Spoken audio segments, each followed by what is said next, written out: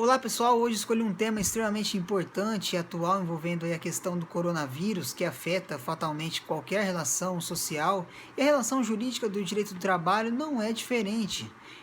Os contratos de trabalho estão sendo afetados infelizmente de forma negativa pela expansão da Covid-19. Diante desse quadro, então, vamos analisar a medida provisória número 936, editada pelo governo federal em 1º de abril de 2020. Ela institui o benefício emergencial para manutenção do emprego e renda.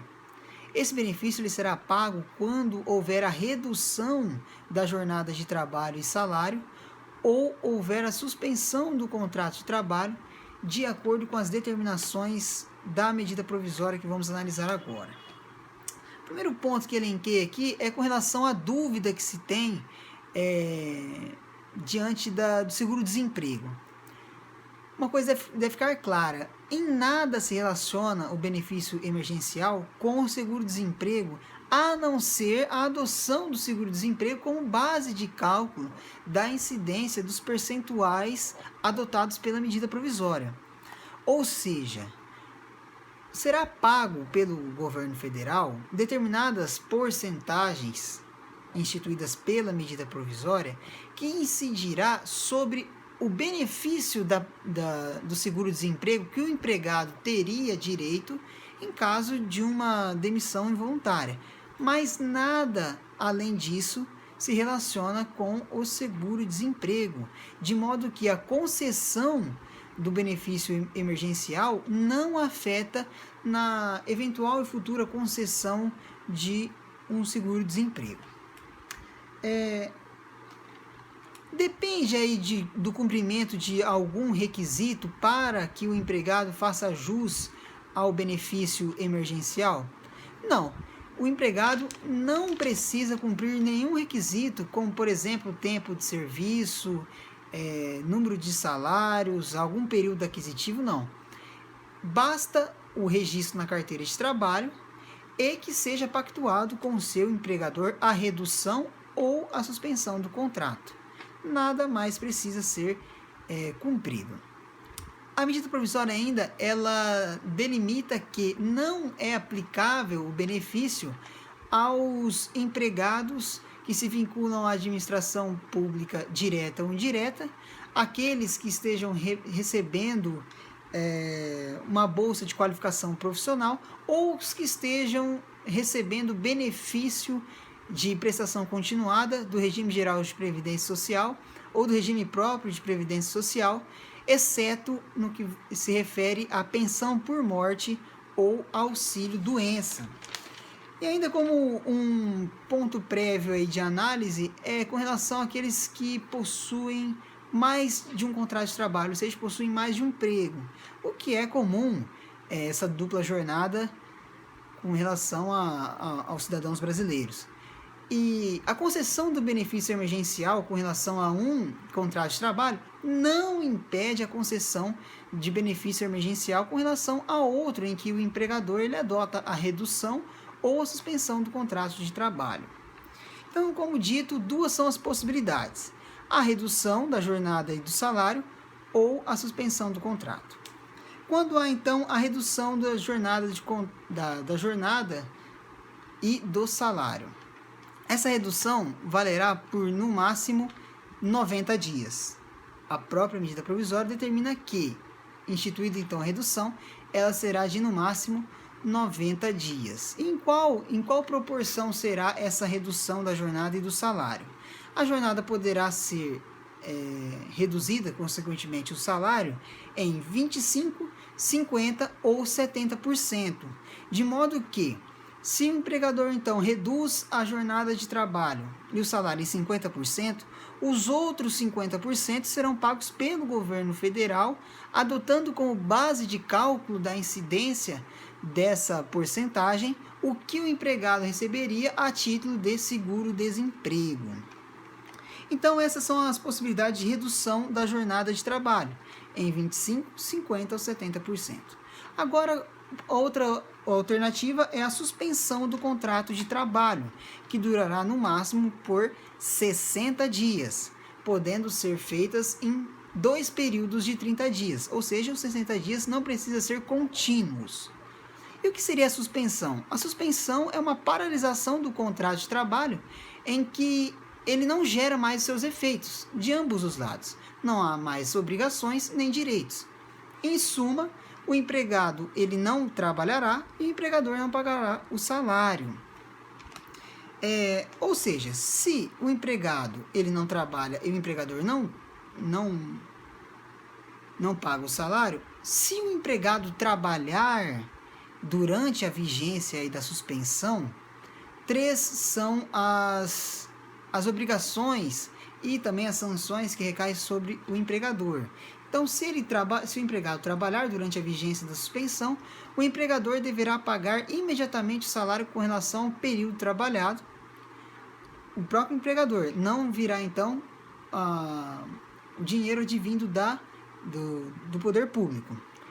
Além disso, ele será sujeito às sanções dispostas na lei e também as eventuais sanções dispostas em acordo ou convenção coletiva de trabalho que disponha sobre a ocorrência desse ato praticado pelo empregador.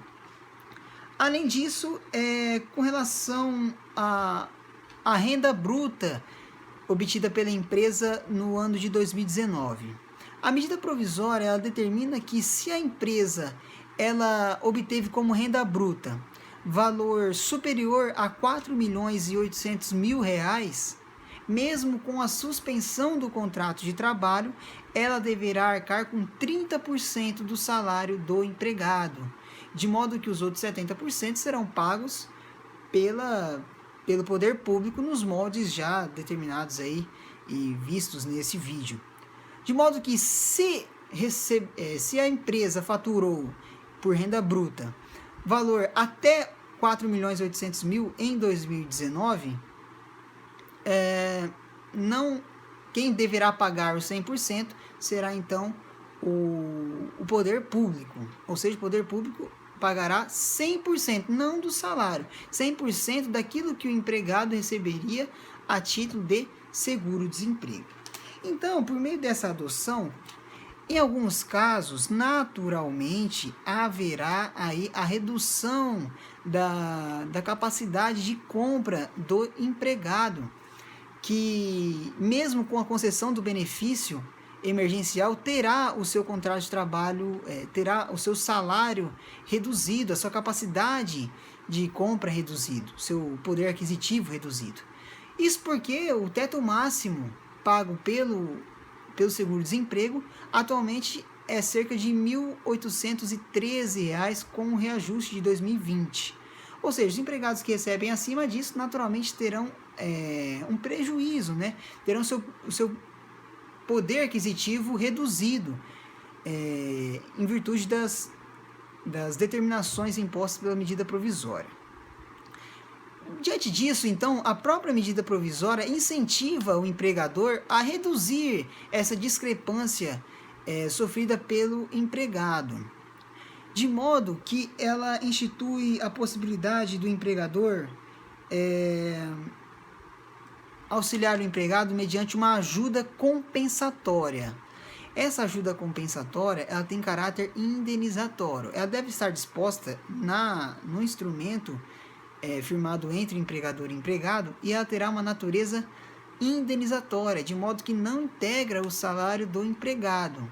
Assim, como forma de incentivo à concessão deste benefício também por parte do empregador, nenhum imposto, nenhum encargo incidirá sobre esse valor, ou seja, nenhum contribuição previdenciária, imposto de renda ou fundo de garantia por tempo de serviço não incidirá sobre esse valor pago a título de ajuda compensatória.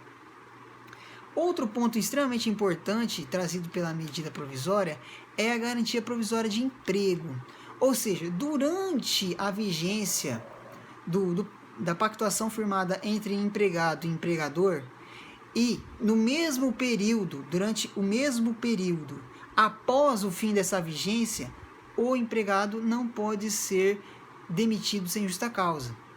Ou seja, por exemplo, se uma pactuação entre empregado e empregador ter como vigência 60 dias, ou seja, houve a suspensão do contrato de trabalho por 60 dias, o empregado não poderá ser mandado embora sem justa causa nestes 60 dias e quando volta o contrato de trabalho também durante os primeiros 60 dias. De modo que, se o empregador então demite sem justa causa o empregado, durante a vigência dessa garantia determinada pela própria medida provisória, além das verbas rescisórias dispostas na lei, o empregador ele deverá pagar algumas quantias determinadas pela própria medida provisória. Vamos a elas. Se houver redução igual ou superior a 25% e inferior a 50% da jornada e do salário, havendo então essa demissão irregular, o empregador ele deverá pagar também 50% do salário que o empregado teria durante o período da vigência dessa garantia de emprego.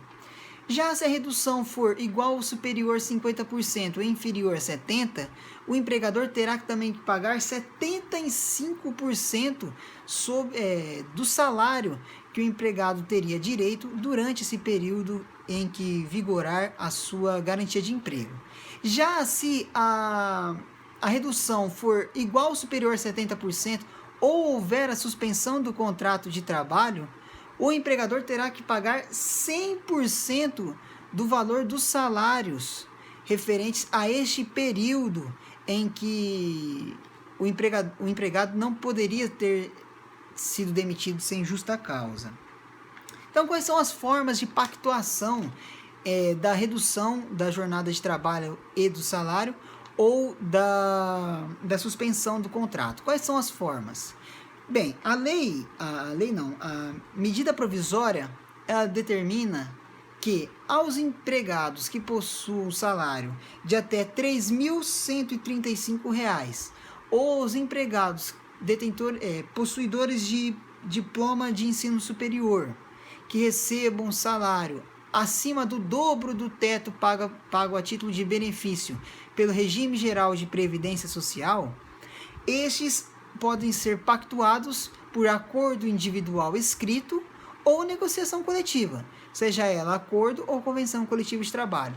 Aos demais empregados que não se encaixam nessas duas hipóteses, deverá obrigatoriamente estar constado em negociação coletiva, seja acordo ou convenção coletiva de trabalho, salvo com relação à redução da jornada e do salário de até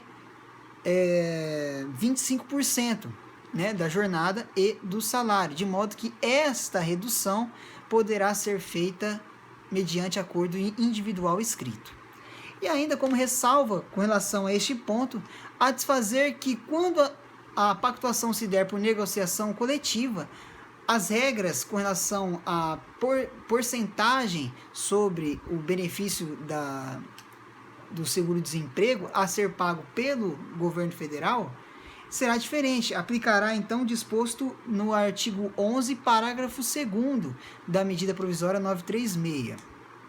E ainda como último ponto, eu coloco a vedação do percebimento desse benefício emergencial juntamente com qualquer outro auxílio emergencial determinado pelo governo federal em decorrência da pandemia do coronavírus. Ou seja, a medida provisória, ela permite a percepção de mais de um benefício emergencial disposta nessa medida provisória, mas veda a acumulação desse benefício com qualquer outro auxílio emergencial disposto pelo governo federal em decorrência da expansão do coronavírus, como enfrentamento da crise instaurada pelo coronavírus. Bem, esses foram os pontos que elenquei como importantes da medida provisória 936, as principais repercussões nos contratos de trabalho. Espero que tenha ajudado, e se for informações úteis para vocês, por favor, deixe seu like aí no vídeo e siga-nos no canal, e até o próximo vídeo.